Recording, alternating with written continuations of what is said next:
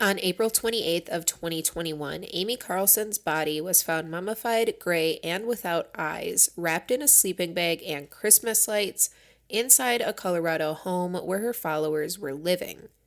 Amy Carlson was also known as Mother God and was the leader of the cult named Love Has Won. This is a cult surrounded by abuse allegations and sketchy practices, possibly even some missing persons cases and links to human trafficking.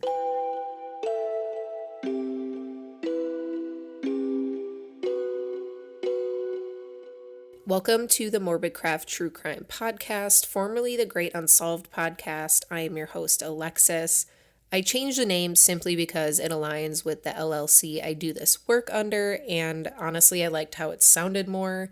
It has been about a year or more since I put out an episode, but I'm going to try and get back into it and do at least bi-weekly episodes on Fridays. Follow me on TikTok at Alexis True Crime, where I post pretty much every day and have a huge backlog of videos that you can look at. Follow me on YouTube and Instagram, also at Alexis True Crime, and you can search Morbid Craft Podcast on Facebook as well. Let's jump into the bizarre case and story of the Love Has Won cult and their leader, Amy Carlson, also known as Mother God. Amy Carlson was born on November 30th of 1975 in a small town of just about 14,000 people in Kansas. When she was fairly young, her parents divorced, so she started to travel back and forth from Kansas to Oklahoma to split the time with her parents. However, both Amy and her sister Tara stated that they suffered abuse at the hands of their stepmother. And once this was found out, they began to live permanently with their mother and stepfather, eventually moving with them to Dallas, Texas, and then Houston, Texas. As a child, Amy reportedly did fairly well in school. Her family stated that she was a very smart individual, but as Amy grew older, she started to talk more and more about odd things and crazy conspiracies. As an adult, Amy became a manager at McDonald's and married 3 times. In each marriage, she had a child, although her mother did later state that Amy was never really a maternal person. It was after the birth of her 3rd child, well in her 3rd marriage, that her family stated she really began to change. Whether it was from pregnancy, mounting responsibilities, or just getting older, her mental health seemingly began to take a turn for the worse at this time. Despite this, her mother stated that there were never really any warning signs that she was just going to up and leave her entire life. What her family didn't know at this time is that for a while before she finally left her family and regular life, she had been posting on lightworkers.org. This is a more new age, spiritually website, and it was on this forum where she met a man named Amaranth White Eagle, who was easily able to convince Amy that she was a divine being and that she was meant for so much more than what she was doing at that time. It wasn't until late in 2007 that Amy actually left her entire life behind. She left her job, her friends, her family, her husband, and even her children to join Amaranth in what was called, at the time, the Galactic Federation of Light, which was also called the Church Ministry of Mother of All Creation at one point. Together, Amy and Amaranth were Mother and Father God, the leaders of this quote-unquote group. Amy later said, without any emotion in her face, that leaving her children hurt her every day for a year. I am by no means maternal, but a year seems fairly short for her to stop feeling bad about leaving her 3 children. 2 former members of the Love Has Won cult, Aurora and Hope, created their own version after Amy died called 5D Full Disclosure, which still pays homage to what they call the Mother of All Creation, also known as Amy Carlson. On this site, they have a description of Amy's life journey in her own words, so I am going to read through that for you. Quote, "This first part is the story to connect you into the energy. We send our highest love, honor, respect, and joy. Thanks for understanding this intense shift for me and for all of us, and here is the story. In 1975, as far as my current understanding is, I was born as the first experimental crystal child, meaning they could not program me or condition me. I have been awake all my life, but had to experience the human condition and go through a process of awakening. My role was to create a pathway for the consciousness, for the awakening, for the planets. And just a little side note here, the grammar in this writing is awful. There are more commas than periods, so if it sounds a little weird at some points, I am sorry. But continuing on. Quote, we had a 1 in 7.8 billion chance we would be able to accomplish this, and we did. This has never occurred before in creation. This is our 5th attempt in your history we tried to bring this energy in. All higher selves participated with me. I was just the physical vessel capable of accomplishing this part of the mission. In 2005, I quit my 15-year career to be a stay-at-home mom. 2 months after my son was born, I was laying him down for a nap and Archangel Michael appeared over his crib. He said, quote, it's time, and then disappeared. So I went outside at that moment and said to Love, quote, I don't know what you want me to do. I have no clue, but whatever it is, I completely surrender. As I said this, all of a sudden, the sun to my left magnetized to my heart, and then a huge river appeared out of my third eye. So I jumped into the river. This was the beginning of bringing the oneness energies or balanced harmonics back into planet Earth equals heart. 2 days later, I began receiving visions. My first vision was Adam and Eve making love. This went on for a week until I could not see out of my physical eyes and asked the angels what was going on. They told me to write the vision down. As soon as I did, it disappeared. The second thing was that the angels told me at this time I was the mother of all mothers, but I did not know what they were talking about, so I just wrote that down and let it go. The third vision I had was I saw myself guiding a whole bunch of people out of the darkness. In 2006, I was driving and the angels turned to me and said, you know you're Gaia? And I was like, who is Gaia? I called a friend of mine who is somewhat spiritual. I asked him if he knew who Gaia was. He said, well, this is a name for Mother Earth. I was like, well, that does not make any sense to me, so I documented it and let it go. I do remember now in Lemuria, my name was Sophia Gaia, and when Lemuria fell, there was a quick plan for me to ascend and take with me the balanced harmonics oneness energies. There were these beings, we will call them the powers, who weren't, and they were attempting to steal our technology. If they had, they would have destroyed this entire multiverse. Also, in 2006, I was standing in a bookstore in the spirituality section, and a book comes flying off the shelves and lands at my feet. This book was by Lee Carroll, channeling an entity of magnetic service named Cryon. 2 months after buying the book, Cryon entered my field and began walking with me for the next 7 months. During this time, he removed my implants and activated some positive angel chips to assist me. 5 months later, I began going through a series of processes to awaken into full consciousness. I had an experience where my head broke into pieces. I called it breaking the glass ceiling. This is when my pineal gland opened into multidimensional thought, unlimited thought. Next, I had a meditation where I saw my right brain overtake my left brain to create a whole brain in balanced harmonics. I saw myself going through a rainbow tube, and then I came upon a door to the left brain. I opened this, and there was a pot of gold. When I got up from this meditation, I said to myself, quote, I am in heaven. At this time in 2007, I was receiving whistleblower reports of events happening behind the scenes. So after this meditation and after having said that, I walked over to my email. I had just received a new one. The title read, Gaia has just reached 0 point and she is in heaven. I fell to the floor. It was a big sync event and confirmation for me. I have always had a connection to the Father God consciousness telepathically all my life. I thought everyone talked to Father God. A being asked me in January of 2008 if I spoke with Father God, why did I not speak with Mother God? I was like, there is a Mother God. So I began channeling the Mother God consciousness. 2 weeks into this, every day, I pick up my notebook and say, okay, Mother God, I am ready for our channeling. I write, quote, you are Mother God. Everything came back to me in these moments. I embraced the truth. Once I completely awoke in January of 2008, I was guided to begin personal one-on-one awakening sessions. The angels also guided me to step forward in whole truth as Mother God, Gaia consciousness in physical manifestation. By 2014, I was awaiting and preparing for a mass ascension. In August, I received a vision of 2 red snakes coming out of my heart, up through my throat, and up and out of my pineal gland and third eye. As this occurred, I saw only gold. Shortly after this vision, Cryon comes back and says to me, quote, "We had a situation on the planet. Everyone over the age of 15 most likely has implants.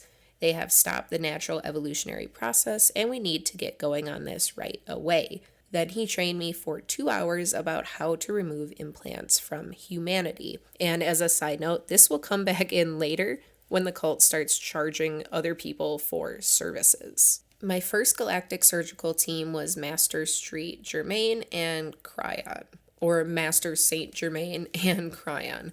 This has now expanded.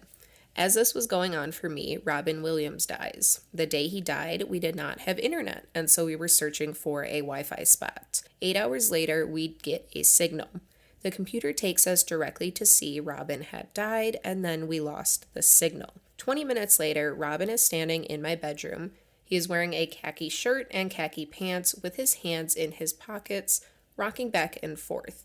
He told me he had been murdered. We had a brief conversation about his movies, and then he asked me for the records for the mission.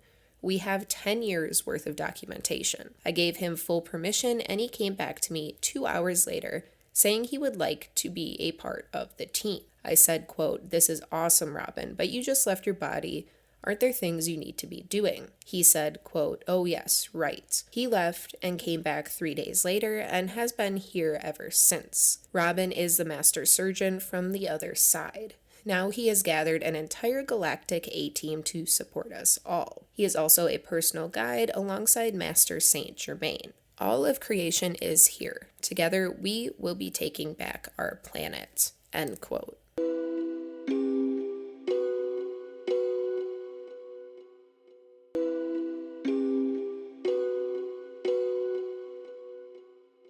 I am sorry if my voice starts going away. I have been sick for weeks, and I just finally wanted to get this recorded, so hopefully it doesn't get too bad.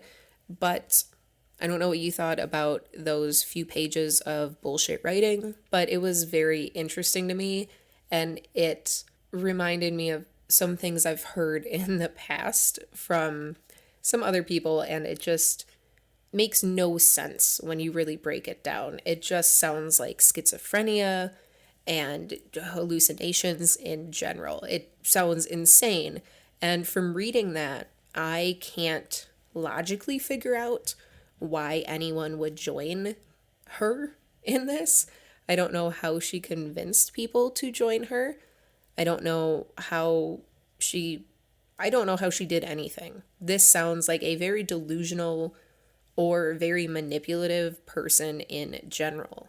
But anyways, let's get back to the timeline. 6 to 7 years after joining Amaranth in this group, Amaranth actually left. But it did not take Amy very long at all to find someone who would believe in her divine capabilities and listen to everything she said without questioning it. Not long after gaining a follower called Miguel, who ended up dealing with the cult's finances in the years to come, Amy started to gain more traction, ultimately gaining about 12 to 20 people in her core group and many others across at least the US, if not the world, online. One of these new individuals was supposedly, according to Amy, the new version of Father God.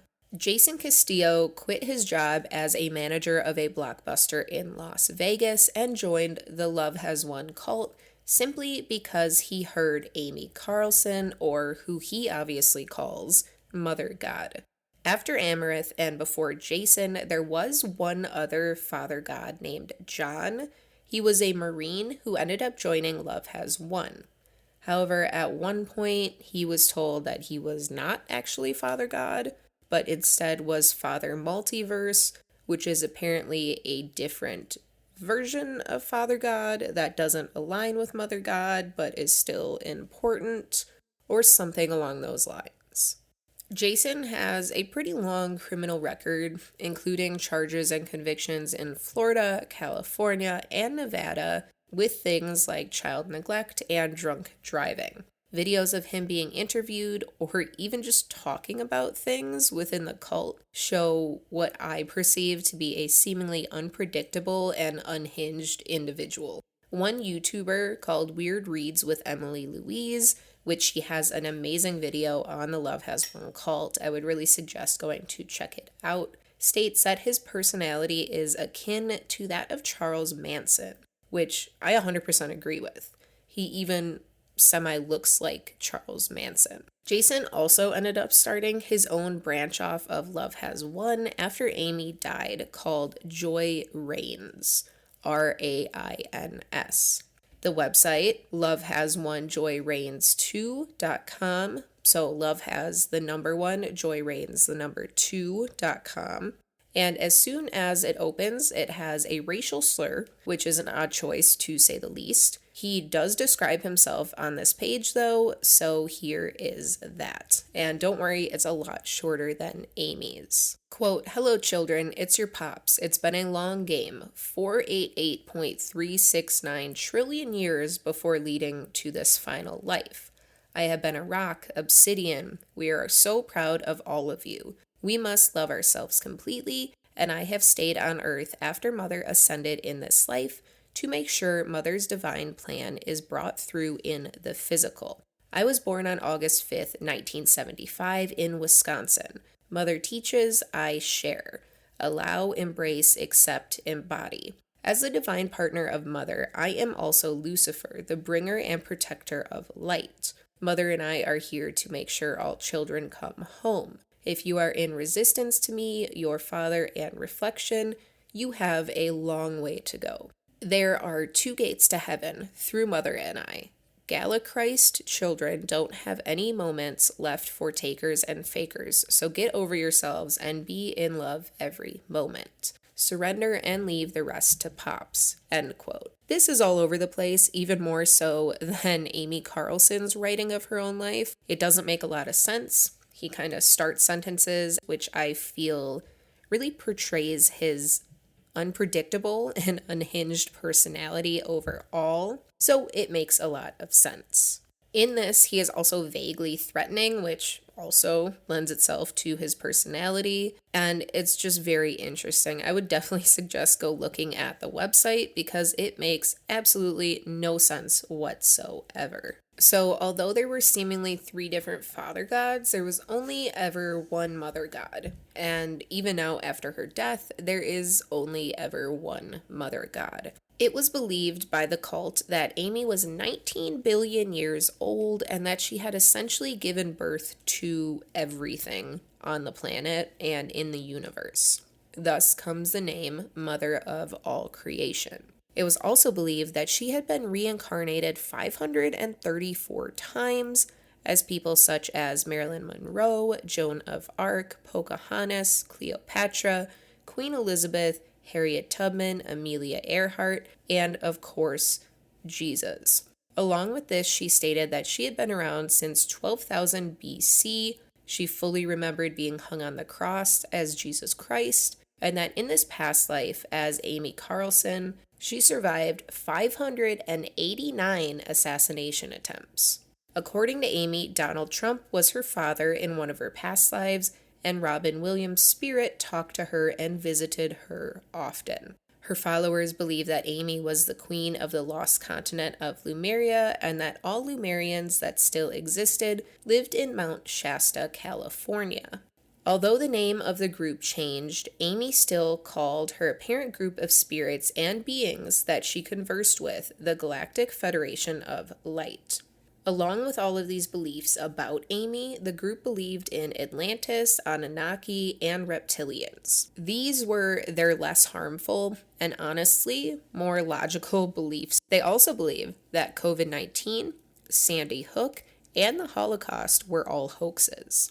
There are videos of them talking about how Hitler's actual intention was to, quote, serve the light, and that he knew the truth and was simply trying to help humanity.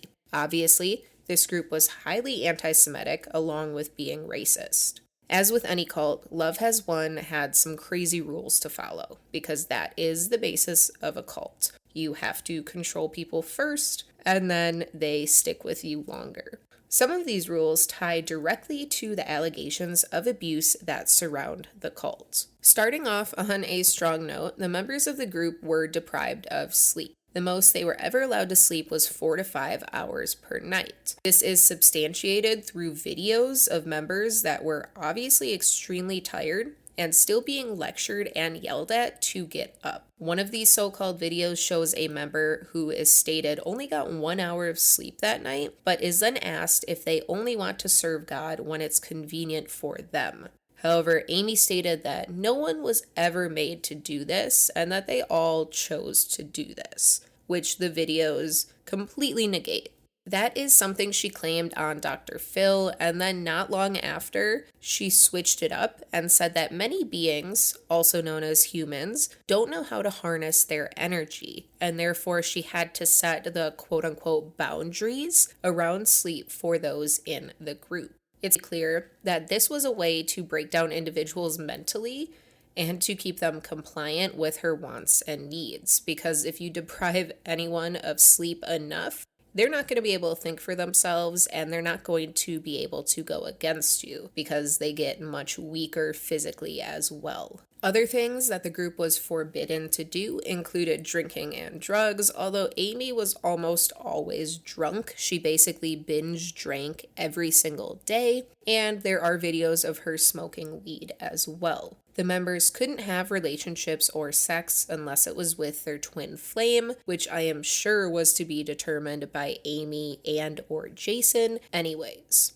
Men also had to pee sitting down because, according to Amy, it was too masculine for them to stand up and they didn't need to show off their masculinity that way. Food was restricted because, once again, according to Amy, of course, when one was working as their highest self, they really didn't need much food anyways. And most importantly, in my opinion, because for me it ensures that this is in fact a cult, and that is that no one could have their own money and could not spend money on themselves. Upon arriving in this cult, all of your monetary possessions had to be turned over to Mother and Father God, which is basically the catalyst for a cult, because then you cannot get out of it, no matter how much you want to. There is also video evidence of members of the Love Has Won cult, mostly Amy Carlson, abusing children and animals.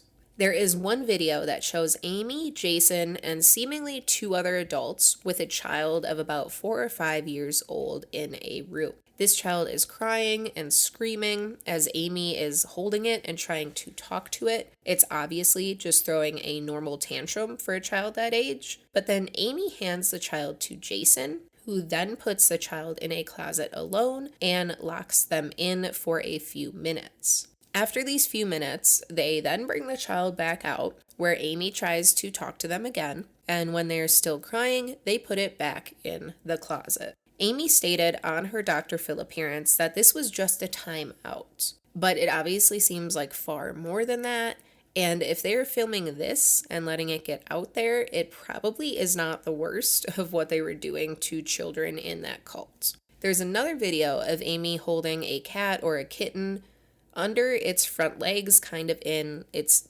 armpit area, I guess. She also holds it by the back of the neck, front of the neck, around the neck, shakes it, basically talks shit to it. She then ends up throwing it at one point, screaming in its face, and twisting its leg. I believe the cat was okay, but Amy, of course, had a rebuttal for this, and she stated that she was simply disciplining her cat. She completely underplayed the situation, just as she underplayed the incident with the child, and as she underplayed every instance of abuse that she inflicted upon others. There was an interview on the Dr. Phil episode about Amy Carlson and the Love Has Won cult with a former member of the cult named Ashley. She stated that she got into the cult because she was looking for unity, peace, and love on the entire earth, which is what the Love Has Won cult preached to everybody. Yet when she joined, she found out that they were using different tactics to manipulate the members, and she decided to leave. But she didn't just leave. She left with no notice and left all of her belongings behind for fear of what would happen if she told Amy that she wanted to leave. She stated that she was scared for her life due to other past members who all somehow ended up in tough situations after they tried to leave the cult. But of course, other devoted members, many of whom still seem to be members to this day, state that whoever wanted to leave was sent off with love and was able to go willingly and in peace. But there is documented incidents that show this is not the truth. There was one documented incident that occurred in May of 2020 where someone from the group was found terribly dehydrated, wandering in the woods alone. It was stated that this individual was someone from the group who didn't have what the cult deemed, quote, correct energy. When they were found, they were naked, dehydrated, and alone, wandering in the wilderness. Love Has Won has also been alleged to be tied to missing persons cases and human trafficking issues. One case is that of Crystal Reisinger, who disappeared on July 13th of 2016, and I would love to go into that case, but that would be a whole other episode, so we're not going to go into it at this time, but many believe she could be connected to the cult, although they deny this.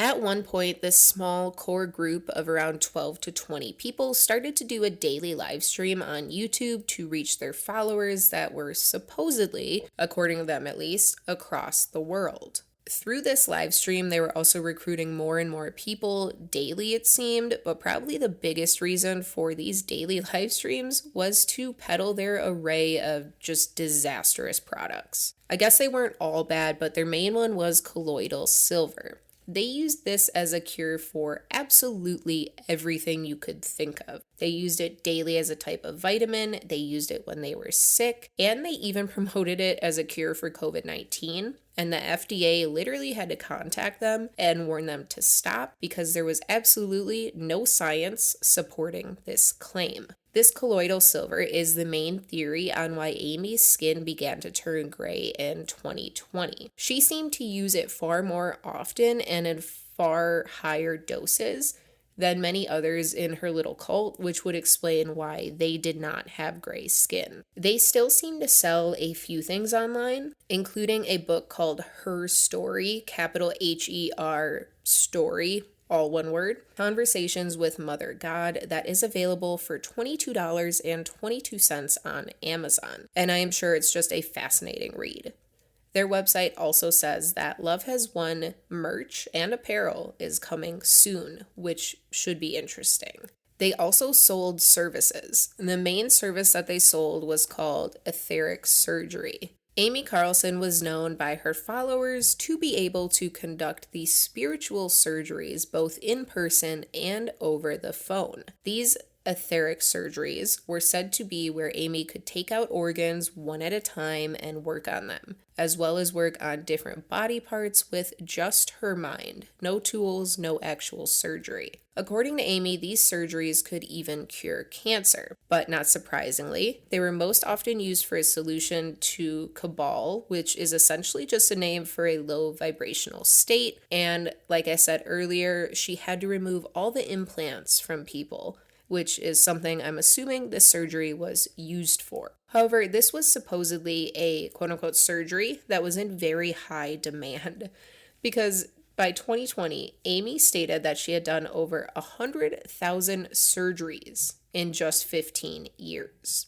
In her Dr. Phil episode, she states that this extensive work on these 100,000 surgeries in 15 years is the reason that she began being partially paralyzed. It's not because of her anorexia or the colloidal silver or her alcohol addiction. It's because she's obviously working far too much. These surgeries also turned into an even bigger money-making scheme when not only Amy was able to do them, but other members, even pretty much brand new members, were able to as well. Once they began to commercialize this, they started charging $88 per surgery, and the majority of them were simply over the phone, which none of it makes sense, but that absolutely doesn't make sense. On this same episode of Dr. Phil, where obviously a lot of information came out, because it was really the first time Amy was talking to somebody not in her group, and her family was talking to her about this group, Amy's sister stated that at that time, sometime in 2020, Amy was too far gone for any type of mental health help, which everything we previously discussed completely shows. However, her sister didn't believe everything having to do with the cult and Amy was a mental health issue. She did think that Amy believed some of the things that she taught and spewed out to the world, but she also knew that she was running a scam and was doing it in order to bring in more money. It seems that cult leaders are almost always born from either mental illness or greediness, so both being partially responsible for the Love Has Won cult makes a lot of sense. In September of 2020, Amy stated that she had cancer despite never being diagnosed because she obviously would not go to the hospital. However, some sources make it seem as if she did actually want to go to the hospital, but others in the cult would not let her go. Some sources state that other people in the cult were worried if they brought Amy to the hospital would treat her, which is what happens, and which is what they didn't want for one reason or another. This was probably just in line with the delusion that she didn't need medical intervention to get better, that she was God basically, so she could do it on her own. At this time, she was already paralyzed from the waist down though, and could be seen being carried absolutely everywhere. When she made appearances on the live streams, someone, usually Jason, aka Father God, would carry her in and set her on a chair in the middle of the screen. This would show her legs basically when she was being carried and how skinny they had gotten, which honestly makes it seem like she had been paralyzed for far longer than people knew. Then when the live stream was done, or when she was done on it, he would come back and carry her out. And even though she was obviously in terrible health, she continued to binge drink almost daily, take colloidal silver at alarming levels, and do whatever other drugs she had been doing all along.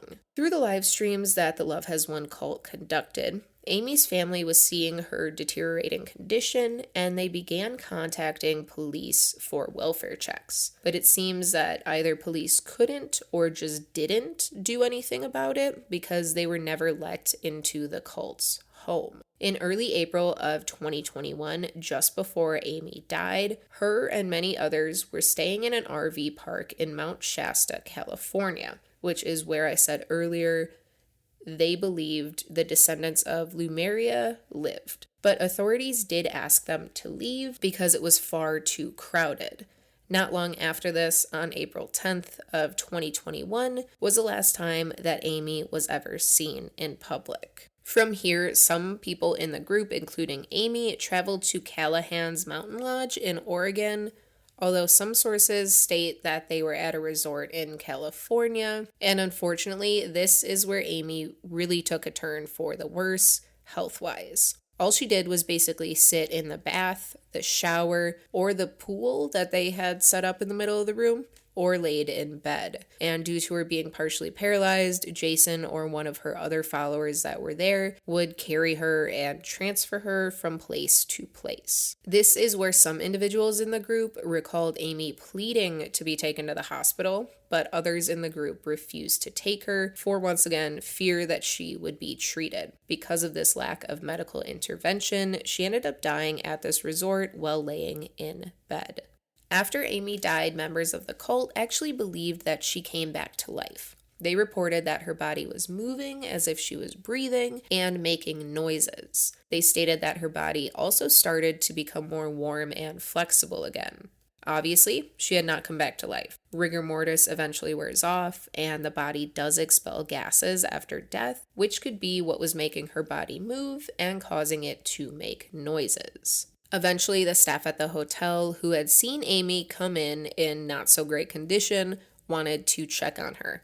So rather than own up to the fact that Amy had died and get her body taken to a morgue, Jason and other followers of hers smuggled her body out of the hotel, put it in the back of a car where Jason laid with her, and brought her back to Colorado. This was all due to the fact that Jason felt a calling to bring her body back home. 12 days after Amy died, although other sources state it was many weeks later, on April 28th of 2021, a member of the group, and actually the owner of the home that the cult was staying in, called the police in Colorado to report the dead body. By this time, since she was last seen on the 10th of April, she could have been dead for up to 18 days, although most sources state it had been 12, meaning she would have died on the 16th.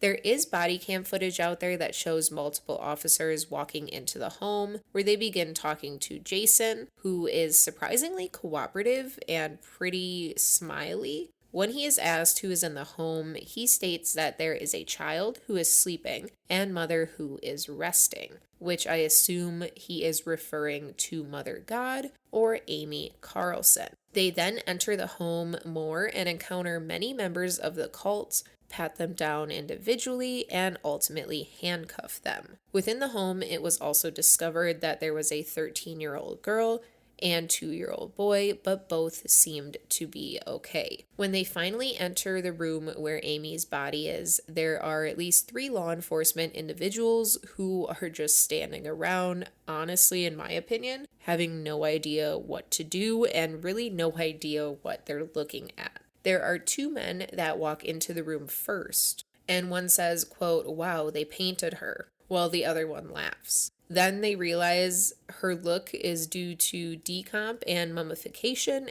and the fact that she was gray. Yeah, just 12 days after her supposed death, her body was already mummified, which is something I have never heard of, gray and missing its eyes. Although some places state that she wasn't missing her eyes, and they were actually there. Her lips were curled back, showing her teeth in an honestly very creepy way, and there was glittery makeup around her eye sockets. Her body was in a sleeping bag that was wrapped in Christmas lights and set on kind of like a shrine type thing. It is believed that her death was due to a mix of things. The extreme amounts of colloidal silver that she was ingesting every day could have been the cause of her death, along with the daily binge drinking that she was taking part in that most likely led to liver and other organ failure. And with the state her body was in, it was also believed that she suffered from anorexia, which can ultimately cause the body to shut down.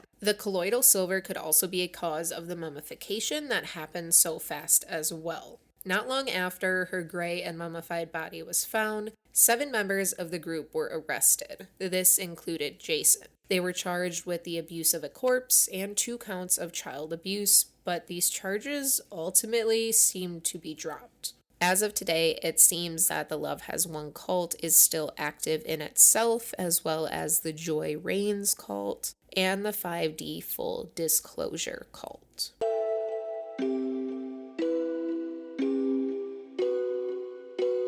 Once again, thank you for joining me on this first episode of Morbid Craft, and I will hopefully be back in 2 weeks with another longer form podcast. I'm trying to make these longer, 40 minutes to an hour, whereas the last podcast was more like 15 to 30 minutes. But if I'm only doing it bi-weekly, I can put in a lot more time for research. Once again, you can follow me on TikTok, YouTube, and Instagram at Alexis True Crime. You can search Morbid Craft Podcast on Facebook as well. So thank you once again, and have a great rest of your weekend.